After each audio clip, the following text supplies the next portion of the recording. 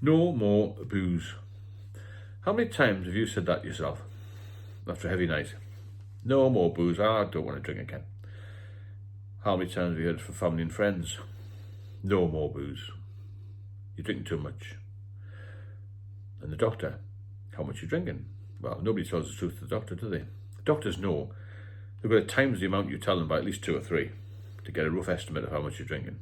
Because you wouldn't be at the doctor's for drink problems if you didn't have a problem, would you? Let's be fair. You just have 2 halves of light ale every Friday and that'll be you, you'd be fine. People turn up at the doctors because they've got a problem. They've got a worry, they've got some sort of distress, so they've been told to go to the doctors, have been advised to go to the doctors because they've got issues, as I said. So the doctors will always take what you say as a pinch of salt, really, because everyone's had 2 or 3 pints 2 or 3 times a week, when often they've had 10 pints Friday and Saturday and Sunday, you know. But you'll have heard that a lot, and I heard that through all my life, really, from an early age. You know, you should cut down the drink, keep off the drink. But I was doing all right. I was doing well at work. I was quite successful, really, and still fit, all this sort of thing.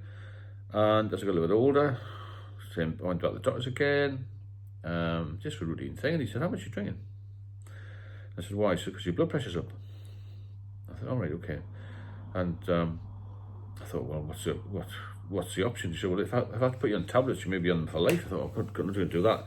You need to change your lifestyle. How much are you drinking?" So I told him, again, a third of what I did drink. He said, "That's too much." I knew I was drinking a lot more than that at the time, a lot more than what I told him. He said, "There's 2 options here. You keep doing what you're doing, and I'll put you on tablets for the rest of your life, or you change your lifestyle."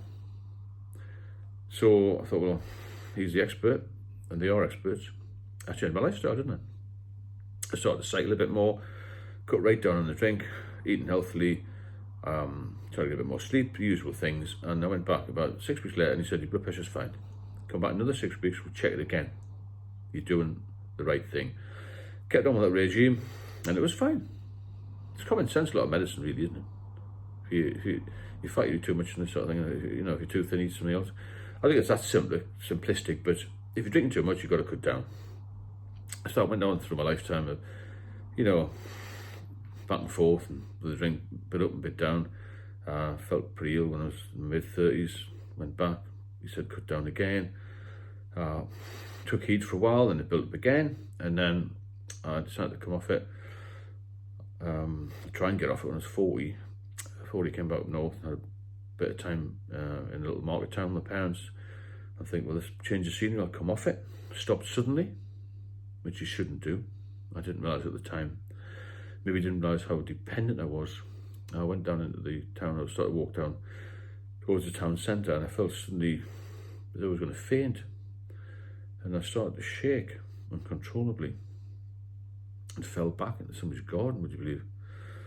And tried to get up and fell back again. This woman was walking past the shopping trolley. She said, stay down, don't get up, call an ambulance." Well, the way I am, as I stood up, tried to stand up, I fell down again. Fortunately, it was a couple of lads opposite working on some scaffolding. They came over and they didn't pin me down, but held me to the ground and sort of just stay where you are. There's an ambulance coming. About 5 minutes later, an ambulance came, and they said, "We're not sure what's wrong with you, but we're taking you to hospital." I said, "No, I'm not going to hospital. I'm not going to hospital." I thought I knew better, you see. I'm not going to hospital. So I signed a disclaimer, and I got my dad to pick me up, and I felt really groggy. About 2 o'clock in the afternoon. About 6 o'clock the same day, I felt really, really ill, as if I wasn't there. It's a very strange feeling. And I said to my dad, "Would you mind taking me to the hospital?" These usual, "Oh, you should have gone earlier." I thought, well, yeah, maybe I should have done, but I need to go now. I don't remember anything more until I woke up about 2 hours later, by 8 o'clock, and I was surrounded by doctors in a hospital. Apparently I had this huge seizure, and nearly went into a coma. So they gave me some Valium, and then I went back to their place. Saw the doctor the next day, and then she gave me this diazepam, which is like alcohol in liquid form, she described it as, to come off the drink. And he said, "No more booze." No more booze. Okay, fine. 2 years off the drink. I only had a week on this diazepam. It really helped with withdrawal. and then I decided to start again after 2 years because I had control. This yo-yo effect of stop and start and up and down, went for a good few years, and then I decided in 2006 to just completely stop. No more booze. Really took it on board.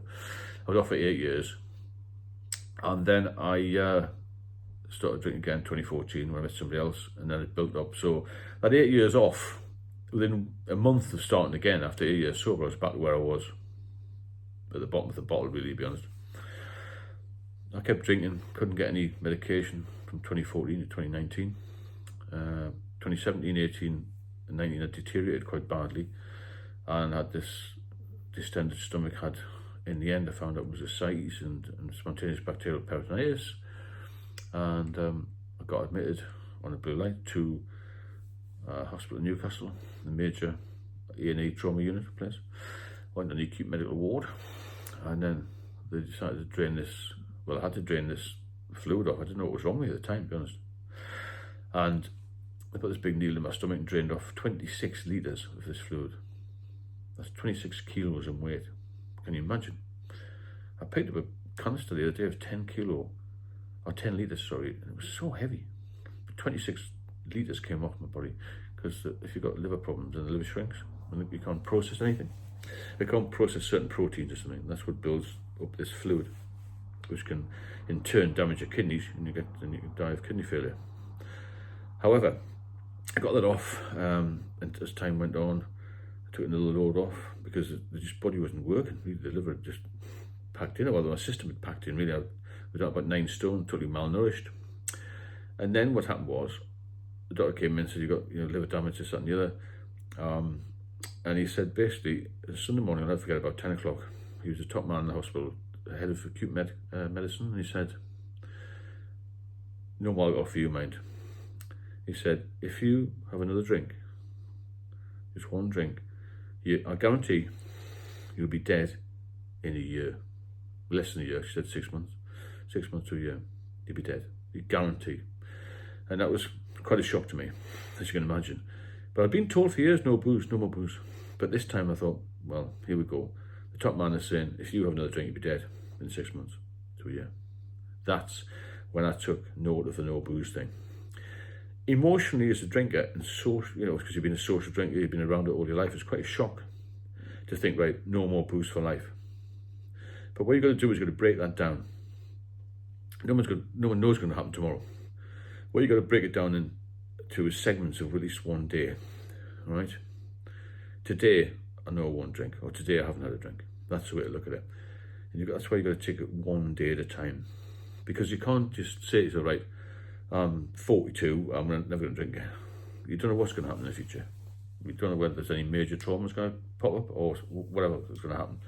So what I'm trying to say here, message is, no more booze means no more booze, but don't think of it as the rest of your life. But that's what they mean. That's what's going to happen with me. But I'm trying to emphasize the point. Today I'll be sober. Today I'm sober. I'm sober now.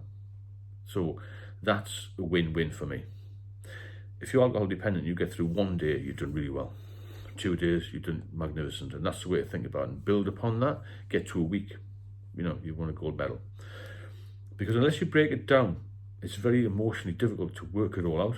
Oh, I can't do that forever. For the rest of my life, I'm going to be stuck. I can't get bored and all that. If you're an overthinker, then it's a hard game. I'm an overthinker. So think of it in segments and think about the benefits of being sober, how your life will improve, and it will improve. Everything will get better. Your body will repair, your mind will get better, you get more clarity, you have more money, you have better relationships. All of that will improve. But if you don't listen to the doctor or the type of guys I spoke to, you will be dead in 6 months. That's the reality of it. So it's hard to think to yourself, well, no more booze, ever. But if you don't, the option 2 as I call it, is not a good one. Okay? Break it all down to one day at a time. It might be a bit of a cliche, that, but it's true. One day at a time. If you benefit from these videos, please subscribe and click the notification bell so you don't miss any videos, and join in the conversation. A lot of good people on here are very experienced in different areas of life. A lot of it's alcohol based, obviously that's what the channel's about, but you're not alone here, There's a lot of us here. We're all here to help you. That's what we're doing together, building a community where we can all help each other, get some advice, have a chat, plug in now and again and catch up. And it's good, because when I tried to come off, I didn't realise this sort of thing existed, to be fair. And it'd be nice to hear from you. I'll speak to you all soon.